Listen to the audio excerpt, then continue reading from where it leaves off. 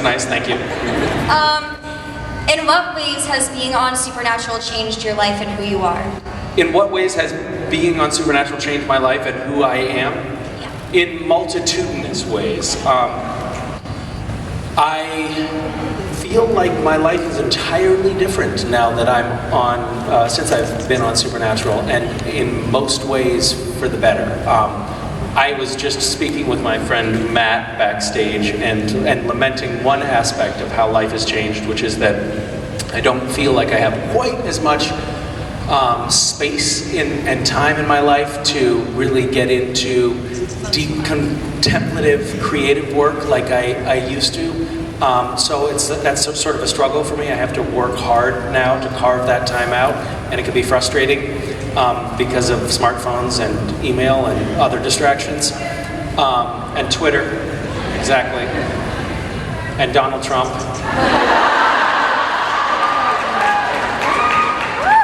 Donald Trump has changed my life, of course, more than being on Supernatural has. But, so that's the sort of downside, if I'm going to start with the bad news first. But the good news is that I feel like I have so many opportunities to do cool things with amazingly creative people, and this playground of this fandom has been amazing to collaborate with. Doing things like Gishwiz has been immensely enriching and rewarding, and hilarious. I love watching people humiliate themselves, and it's been incredibly gratifying to start Random Acts and see all the amazing stuff that you guys have done with that, and the volunteers at Random Acts have done. What else? What else has changed? I don't know. I've had kids since being. What's the phrase? Correlation is not causality. I don't think that I have children because I got the role on Supernatural, but I do have children now, and that changes your life too. So it's a little bit hard to isolate the variables. But my kids are, they're changing my life too. So maybe they're partly responsible for the not so much space and creative time. But they're fun, so is Supernatural. I don't know. I'm going to try to stop talking right now. Thank you. Woo, woo. Is it on? Oh. Hi, I'm Juliet. Hi. I was wondering if Castiel could ask God one question, what would it be? Where have you been? But we're going to get some interesting kind of God-related stuff this season.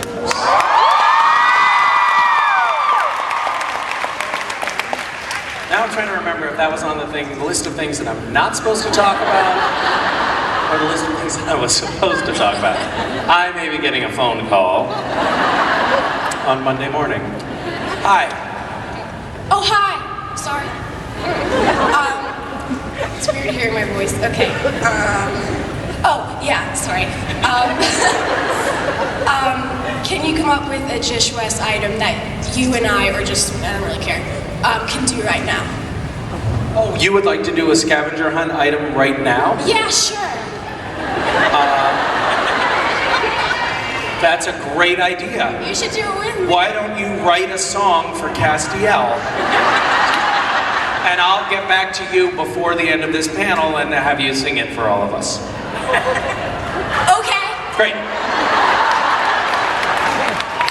Hi. Hi, I'm Carly. Did you say Courtney? Carly. Carly. Hi, Carly. Where are you from? Berlin, Connecticut. Where? Berlin. Berlin. Where's Berlin? It's in, by Hartford. It's in the center of Connecticut. Okay. I know where Hartford is. I used to live north of there, just up the 91. Not the 91. What do we say here on the East Coast? I can't believe I've been on the West Coast that long. Up Route 91? Yeah. Is that right? Yeah. What?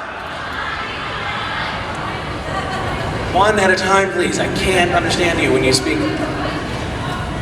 Up 91. Up 91. Thank you. My question for you is... Yes. You don't want to talk about highways anymore?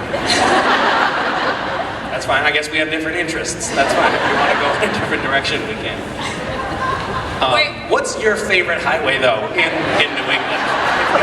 one highway to say like you were going to only be on that highway for the rest of your life, which one would it be? 9. None?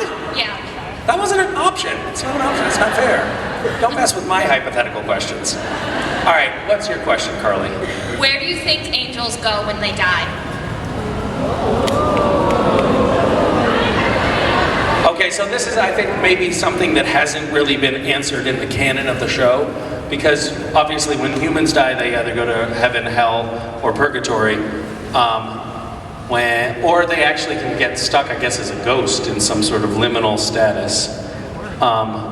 There is, however, of course, the problem of angels, because you would assume that an angel would go to heaven when they die, except for that that's where they were already. So where do they go when they die? We haven't addressed this specifically in the show, so the audience doesn't know, but I think that they go into canned food.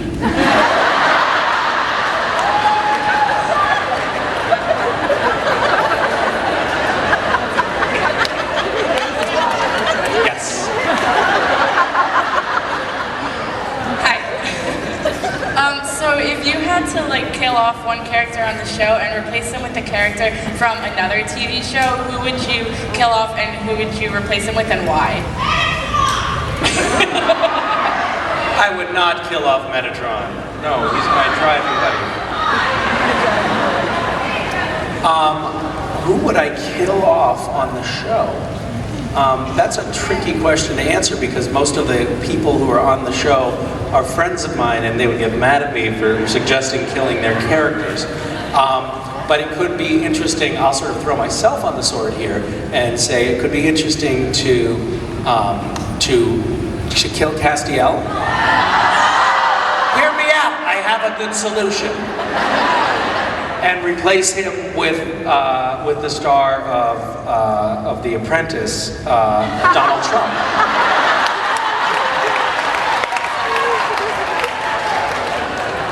Could be kind of interesting.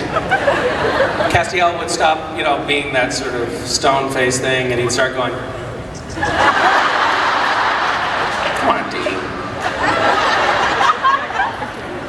It might be nice to see him emote a little more, So it would be refreshing, I would say. And also, can you imagine like him flying, with that hair? It would be amazing. It's so dynamic. Everyone would be like, man, I can't believe we put up with that old Castiel for so long. This new guy is amazing. The jowls sort of flapping in the wind.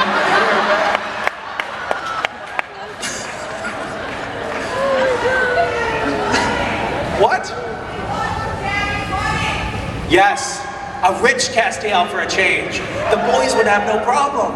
They could be like, fuck, why drive? Let's take the private jet, dude.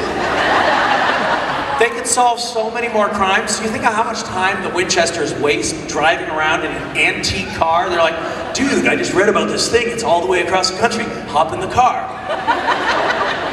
Totally inefficient, like terrible. Private jet, Castiel. What?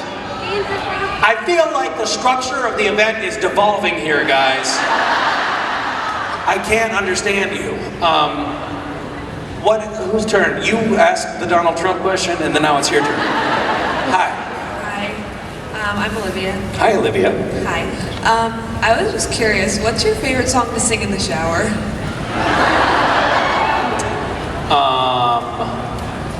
That is a great question. I don't know that I sing in the shower. I know that that's sort of embarrassing to admit, but I don't think I do. That you know of. I feel like this is a good way to dodge the question because I don't want to tell you that I'm singing "Why Are There So Many Songs About Rainbows" in Misha. Is that your song too? Oh yeah. Yeah, Oh, yeah. I knew it. Hi. Hi, Misha. What's your name, sir? Mike. Mike. Where are you from? New Jersey. New Jersey. I've heard of New Jersey. Is this your first convention? Yes. And what do you think so far?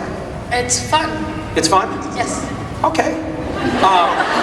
What in your opinion, what could be done to improve it?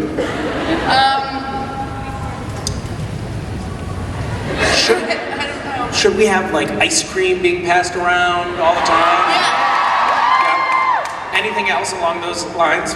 We can put in suggestions if you have stuff. Sam and Dean should be here every day. Sandwiches too? No, Sam and Dean. Oh, Sam and Dean, yes. Jensen and Jared. Could we have, so Jared and Jensen, the guys that play Sam and Dean, they're only available on Sunday, but maybe we could have some surrogates replace them on Saturday. It would be pretty good, right? That's Osric? Oh, is Osric cosplaying as Ace? Nice. He has stilts?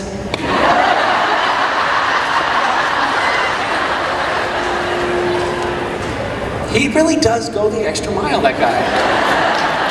How do you put up with the lackluster sort of phoning it in that the rest of us do? It's like, this guy is putting in an effort here, people. He came in stilts.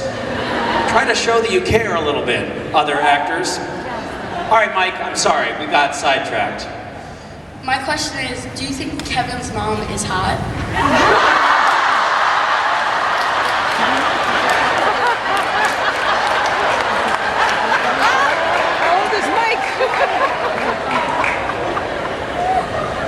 Let's just say that I have uttered the words, "Oh mama," to Mama Tran many times.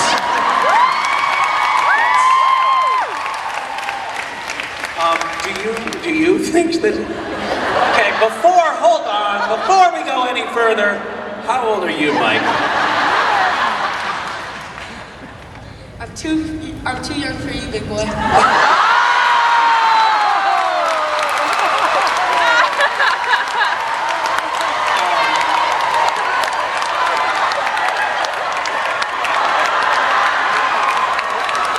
You win this round, Mike. I'll get you next year. Hi, how are you? Good, how are you? I'm excellent, thank you. I was wondering if you could meet. This will go down in history as like, yeah, that was the event where we realized that Misha was a creepy pedophile. That was the last event that he ever attended. Creation's gonna have a big canceled due to unforeseen circumstances. Misha no longer legally allowed to attend. I don't know, we'll see. Anyway, how are you? Good. Good. I was wondering if you could meet anybody alive or dead, who would it be and what would you say? Definitely alive. Who would it be and what would you say to them? Wait, so I'm gonna be the person and then I'm gonna talk. Wait, so I'm gonna be either a dead. No, like. Hold on. I'm working it out. No. So hypothetically, I could be a dead person talking to myself. No, but like if it was like a dead person would be alive, you would be like meeting them, like have dinner with them, something like. Oh, I'm meeting them, not being them. Yeah. Okay, great. But hypothetically,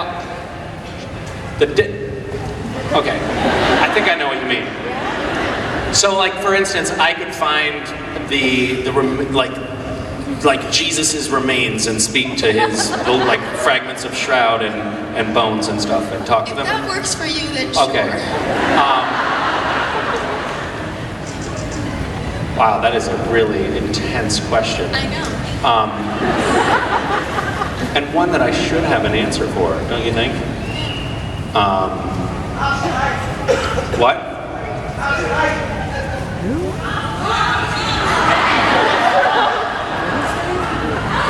Donald Trump is not the correct answer, believe it or not. Although I have to say, I am quite enamored of our new pope. And I had an experience that I have never, I don't think I've ever had before, which was, being in New York at the same time that he was in New York, going for a run yesterday. We got the World Trade Center. Shut up. You saw him? I'm so jealous. So I was running around the World Trade Center and everything was cordoned off and the security guys were like, I was like, is there any way to go in to see the memorial? And they were like, no, nobody's getting anywhere near, no one's getting anywhere near that fucking thing with the Pope around. That's what the cop said to me. And but I actually lingered because there were a lot of people pressed up against these barricades along the street, and I think that there was some indication that the Pope was going to be coming through at some point soon. And I was like, oh, maybe I got to see the Pope.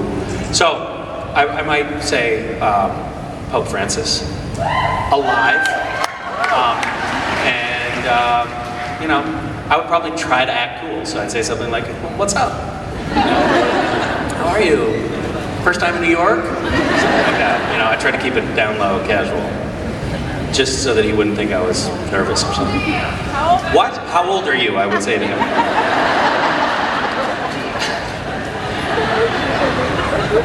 Hi. Hi. How are you? I'm good, how are you? Excellent. Thank you for asking. I just wanted to know, where were you when you found out that you and Jensen won the Teen Choice Award, and did you ever expect to win that with him? Well, thank you. I kind of, not to, I don't know, I guess this sort of betrays a little bit of an overblown ego on my part, but I kind of did expect to win the Teen Choice Award. I mean, you know, I'm over 40 now, and it seems obvious that I would now be winning the Teen Choice Award. You know, I'm kind of, and so, you know, Jensen's pushing 40. We're kind of prime demographic for the Teen Choice Award. I wonder what portion of the people that were voting in the Teen Choice Awards were under the age of 40 for the Dean cast parent. But we were very, very happy. We immediately ran out and found a sunset and took a picture in front of it to celebrate.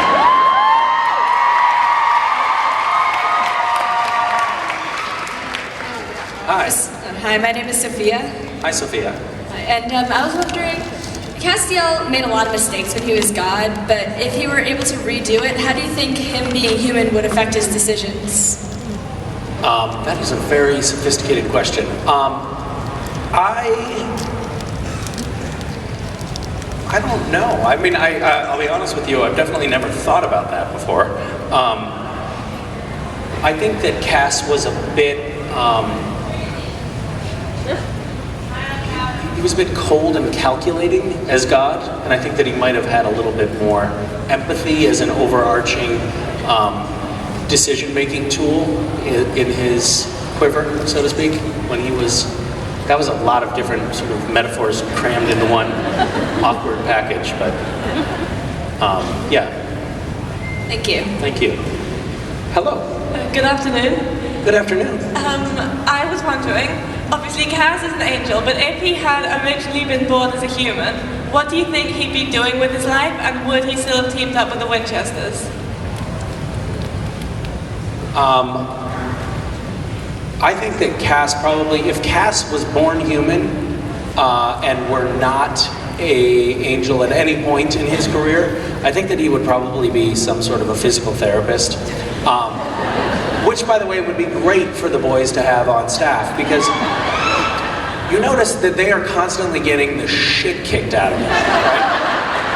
And they're also, you know, now they're getting on in years. They're probably not healing up as fast as they used to, and they could definitely use the services of somebody who's going to, you know, help them get their shoulder back in alignment, tell them to, you know, take a rest, give them a massage. What? Master Chow, yes, helping them deal with problems like Master Chow. Yeah. Thank you so much. Okay, good. Hi.